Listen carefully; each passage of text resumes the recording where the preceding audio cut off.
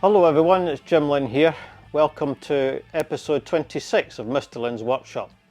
This is another in my SuperTune series, and this time we'll be looking at the Lie-Nielsen number 60.5 adjustable mouth block plane.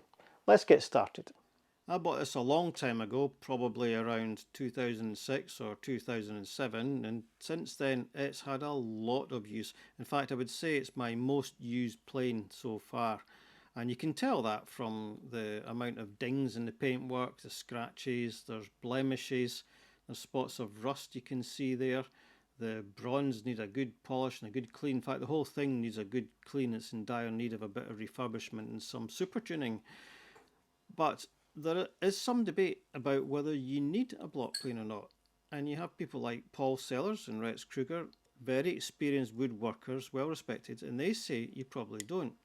And they're probably right, except for this fact: it fits in your pocket. Now, when I was building these workshops, I used it a lot, every day, every saw cut for cleaning up edges and for knocking off sharp arises, for instance, and even for small trim work. And it was the first thing I put in my tool belt, and it was the last thing I put away at night. And it was in use for the entire 3 years it took to build these workshops. Taking the plane apart is quite straightforward. First slacking the lever cap tension wheel to take it out, but note the position of the lever cap screw. We'll be modifying around that area later.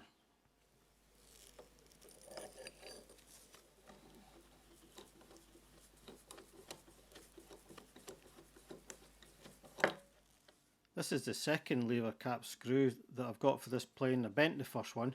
This one was supplied by Classic Hand Tools. The mouth on this plane is adjustable, but in mine the action's not very smooth, and part of that's because this bronze cam has quite a rough finish, and it's also in contact with quite a rough cast surface.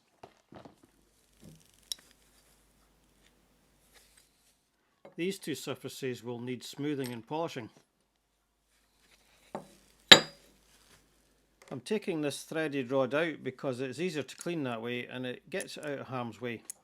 This coil of copper wire protects the threads from damage by the mole grips. You first saw this in episode 23, but in that video we turned the rod clockwise to unscrew it as it was reverse threaded. In this case the rod has a standard thread, so it's anti-clockwise to unscrew. Right, let's begin. I'm going to use the back of the blade as a sanding tool, so I start by cleaning it. I'm using Multisolve to clean off the grease first, and then meth to clean off the Multisolve. Next I'm going to stick on some 240 grit paper using spray mount. Spray it on as even as you can, but not too much, and then leave it for 30 seconds or so to get tacky, and then stick on the paper. Here I'm clamping it in the vise for a couple of minutes. I want to ensure that the paper is well stuck on, and also that there's not any wee lumps of glue between the paper and the blade to spoil the flatness. Finish up by trimming off the excess paper. Now we can begin smoothing and polishing the inner surface of the adjustable mouth assembly. It looks quite rough, and that made me think that I should start with the 240 grit paper, but that might have been a mistake, as I'll explain shortly. I haven't shown it all here as visually it is tedious, but I worked up from 240 grit going through 4, 8, 12 and 1500, and then 2000 and 2500. Including cleaning the blade between grits, the whole process took around an hour and a half. Using a freshly sharpened birdcage awl, I was able to get into the corners. As the point is harder than the cast iron, it's quite effective at smoothing out little lumps and bumps.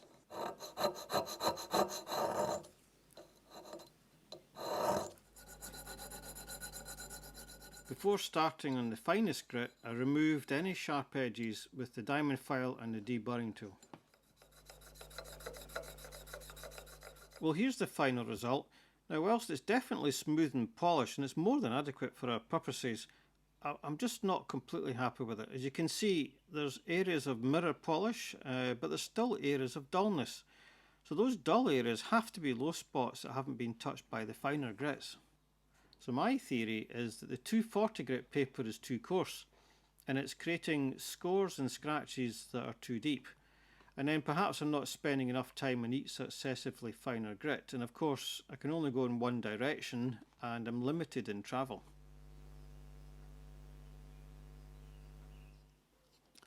Right, let's turn our attention to the part that mates with that inner surface, and that's the adjustable shoe. You can slide this in and out to open and close the mouth. It pops out quite easily, although it is a good tight fit, so we want to try to preserve that. The grind marks on the sliding surface are quite fine, so it shouldn't take too much effort to get it smooth and polished. We don't really need to do anything to the screw boss in the middle other than brush it clean. But that boss kind of gets in the way, so here's the setup that I've cobbled together to allow for it. Here I've got two number 8 plain blades, and I've tacked them together with spray mount and with some 1500 grit paper stuck on. So this gives me clearance in the slot for the boss and 4 edges to use.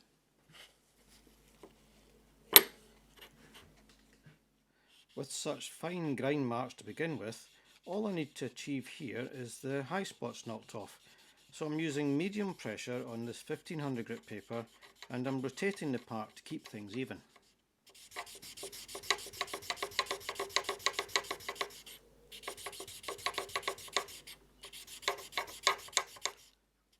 Look at the outer edges. Having the polish appear there tells me that I don't have a bump in the middle, which is really good. Once I'd got to the 2000 grit paper, I did some work on the sides, but just enough to make sure there's no lumps and bumps. I don't want to loosen the fit of the shoe in the plain body if I can at all help it. I went round all the edges and corners with my fine diamond file. I'm just making sure there's no burrs.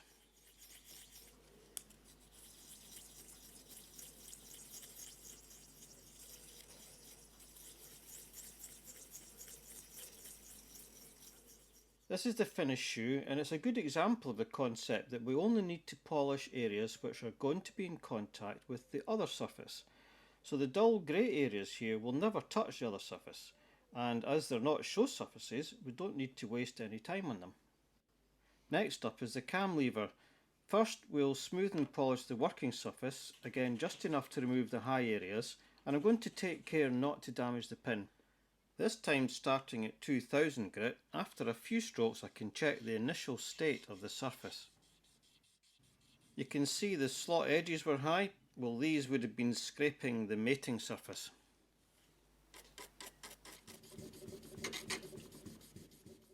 After a few minutes more, we're making good progress. Now the surface around the slot edges is even. The locking knob bears on the upper surface of the cam lever, so we'll smooth off that area, again especially around the slot.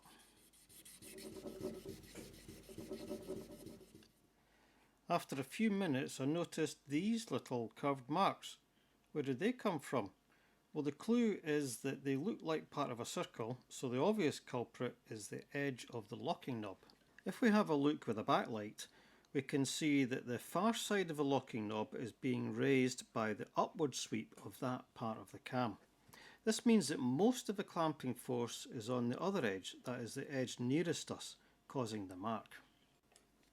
Well, this is an easy fix, but before getting to that, I eased all the arises all round the rest of the part with the coarse diamond file.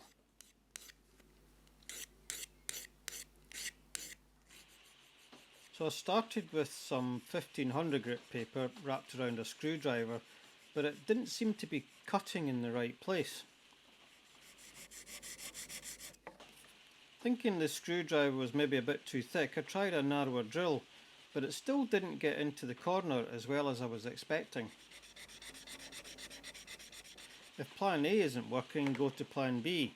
And plan B is stop messing about, go coarse and get the job done. So I dropped down to 240 grit paper and a batten.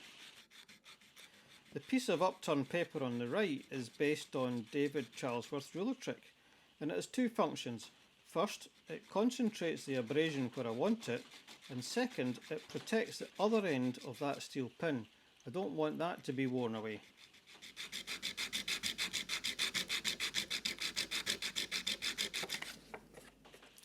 Once I get to the polishing grits, I take it away because I want the polish to be even across the whole piece.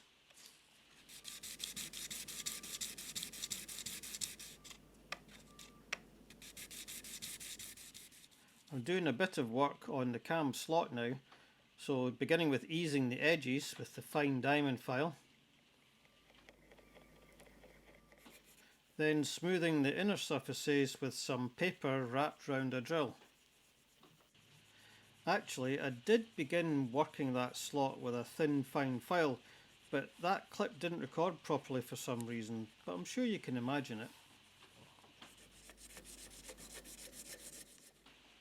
I polished the tab too, just so I could get the cam surfaces looking even all over.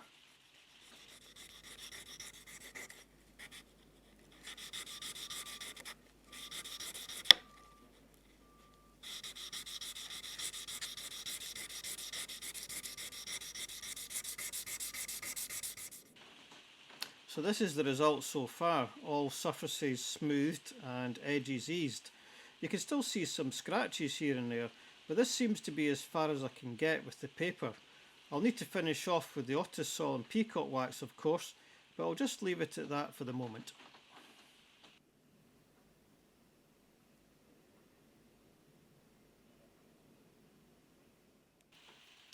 But did we get that tensioning knob to sit more evenly? Yes, we did.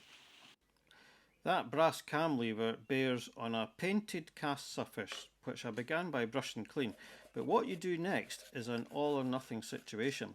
You see, the existing surface is fine, but if you work it, you risk making it worse initially, as filing into that paint makes it more grippy, not less. So if you want this surface smooth and polished, you need to be prepared to go right down past the paint and polish the metal. Now it's a lot of work, but I chose that path and I think it's worth it. So I started with 240 grit paper stuck to my ruler, but it wasn't enough, so I switched to 180. And also the irises of both holes were quite sharp, so I stopped and deburred those. To test for smoothness, there's no use trying the cam lever on a 180 grit surface, it will still feel rough. So I went up through 1000, 2000 and 2500 grit paper so that the roughest scratches were removed.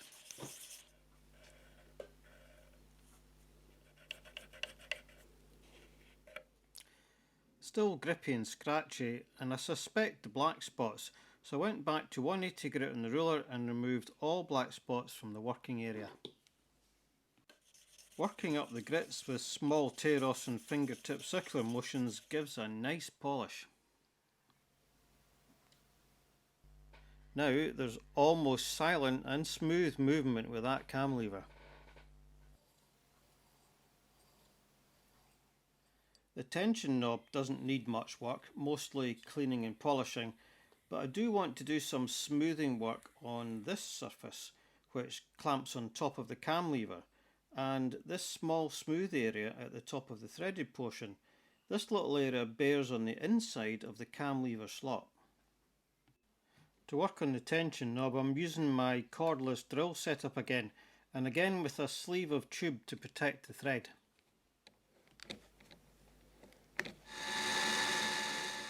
I'm using a C-clamp to hold the trigger set.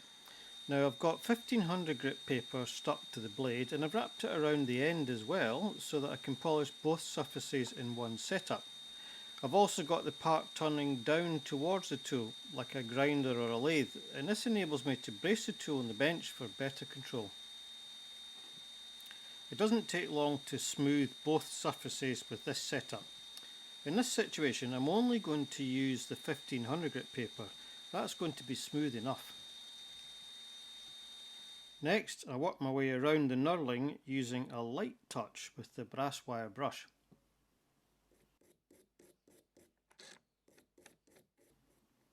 With the power back on, I apply Autosol with a paper towel and then polish it off with a cloth.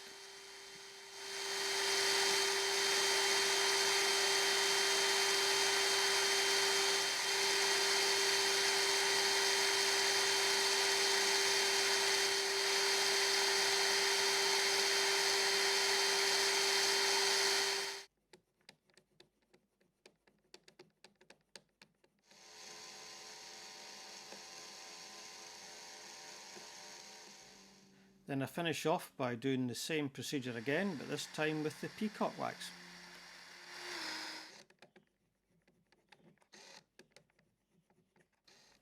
finished up by wire brushing the threads. In fact, maybe I should have done that first. Yeah, do that first.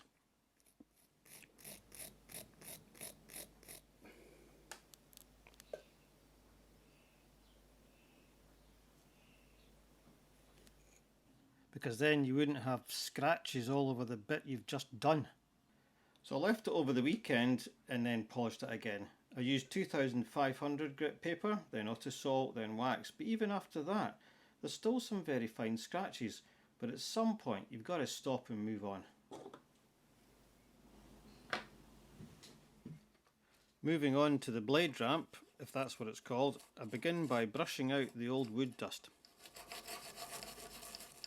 I'm using my birdcage awl to check for lumps in the corners.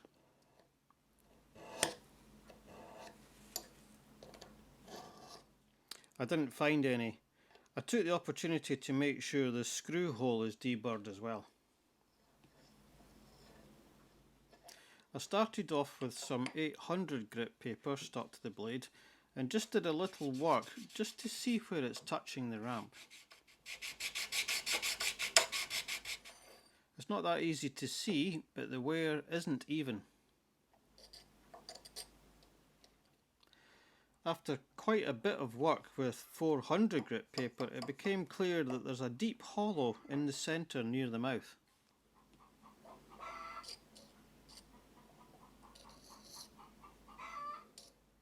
This altered image shows it clearly. I left it overnight to think about it, then decided to go coarse and attack it with the 120 grit paper. After a good amount of work and changing out the 120 grit for fresh paper every few minutes, the hollow is almost gone now. In this case, almost is going to have to do.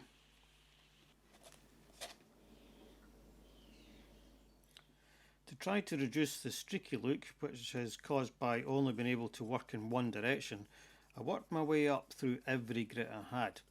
I finished off here with 3000 grit and finger pressure.